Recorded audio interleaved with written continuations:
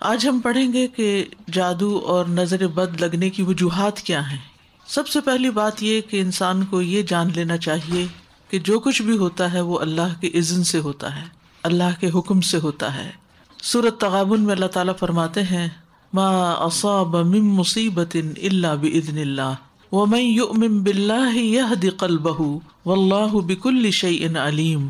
جو مصیبت بھی آتی ہے وہ اللہ کے اذن سے ہی آتی ہے، اور جو شخص اللہ پر ایمان لائے تو اللہ اس کے دل کو ہدایت بخشتا ہے اور ہر چیز کو جاننے والا ہے۔ یعنی جب ایسی کوئی تکلیف پہنچے تو انسان سوچے کہ یہ اللہ کے اذن سے آئی ہے، اس کے پیچھے اللہ کی کوئی حکمت ہے، کوئی مصلحت ہے، کوئی مقصد ہے، اور اگر آئی ہے تو اس کو دور کرنے والا بھی اللہ ہی ہے۔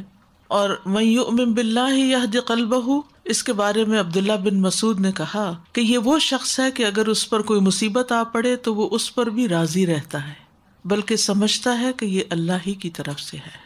پھر یہ بات یاد رہے کہ ہر بیماری، تکلیف یہ تقدیر کا حصہ ہے، یعنی اللہ سبحانہ تعالیٰ نے بندوں کو پیدا کیا اور ان کی تقدیر بھی بنائی۔ تو اسی لیے مومن کیا کہتا ہے، قل لن یصیبنا الا ما کتب اللہ لنا هو مولانا، کہ ہمیں ہرگز نہیں پہنچا مگر وہی جو اللہ نے ہمارے لیے لکھ دیا تھا، وہی ہمارا مولا ہے، یعنی اس کو ٹھیک بھی وہی کرے گا، اس تکلیف کو دور بھی وہی کرے گا۔ پھر اسی طرح اللہ کا اذن کیوں ہوتا ہے، اس کی وجوہات کیا ہوتی ہیں، وہ تو اللہ ہی بہتر جانتا ہے، لیکن جو وجوہات ہمیں قرآن و سنت سے پتہ چلتی ہیں ان میں سے ایک وجہ یہ ہے کہ جب انسان اپنے اذکار میں، تلاوت میں، دعاؤں میں، تعوذات میں کمی کرتا ہے تو شیطان کو اٹیک کا موقع مل جاتا ہے۔ جیسی سمپل سا فارمولا ہے، آپ کو سردی کیوں لگ جاتی ہے؟ کیونکہ آپ نے پراپر کلودنگ نہیں کی ہوتی، آپ نے پراپر اپنے آپ کو ڈریس اپ نہیں کیا ہوتا، تو وہ پھر آپ کے اوپر اٹیک ہو جاتا ہے۔ اسی طرح بہت ساری چیزیں جو اسباب کی، یہ دنیا اسباب کی ہے، تو وہ اسباب کیا ہیں کہ جس کی وجہ سے کوئی مسئلہ پیش آ جاتا ہے، وہ ہم سب جانتے ہیں کہ اللہ سبحانہ تعالیٰ نے جتنی چیزیں دنیا میں بنائی ہیں ان سب کا کوئی نہ کوئی ایفیکٹ بھی ہے، ان کے اندر اثرات بھی ڈالے ہیں، تو وہ مخصوص اثرات ہوتے ہیں جو انسان کے اوپر عامل ہوتے ہیں۔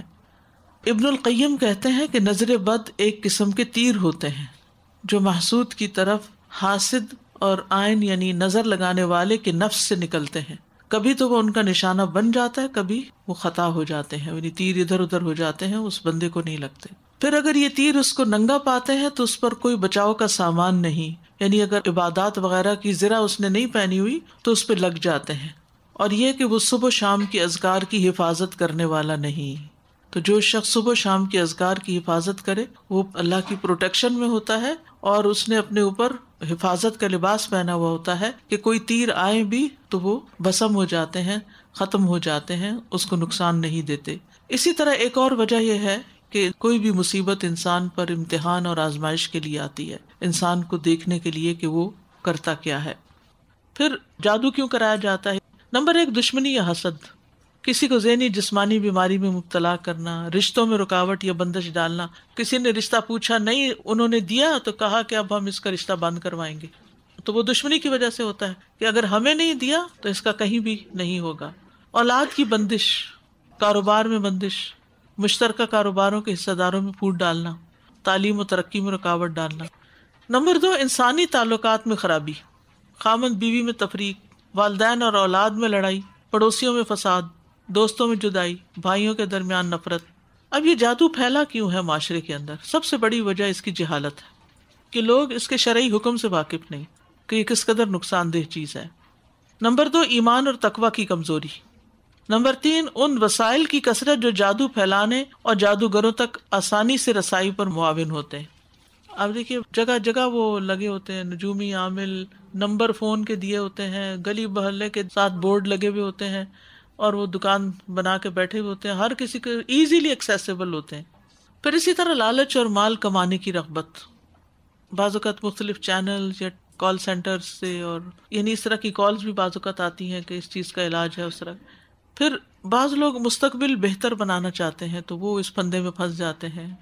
بیماریوں اور اوہام کی کثرت، جادوگروں کو روکنے کے لیے سزاؤں کا نہ ہونا، کوئی پوچھنے پکڑنے والا نہیں، کھلی چھٹی ہے، جو مرضی جادوگر بن بیٹھے۔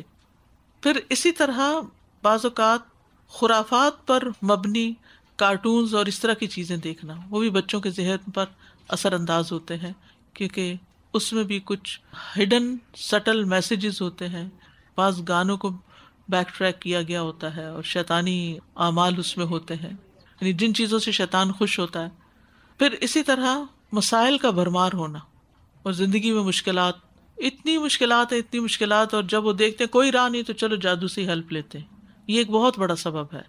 بعض عورتیں شوہر کے ظلم و ستم کا شکار رہتی ہیں، مارتا ہے، پیٹتا ہے، خرچہ نہیں دیتا، تو پھر کوئی طریقہ نہیں سمجھ آتا، بے بس اور کمزور ہیں تو وہ چل پڑتے ہیں کسی ایسے عامل کے پاس، وہاں جا کے اس کو بتاتے ہیں کہ ہمیں اپنے ہسبینڈ کے خلاف کوئی تعویذ دو.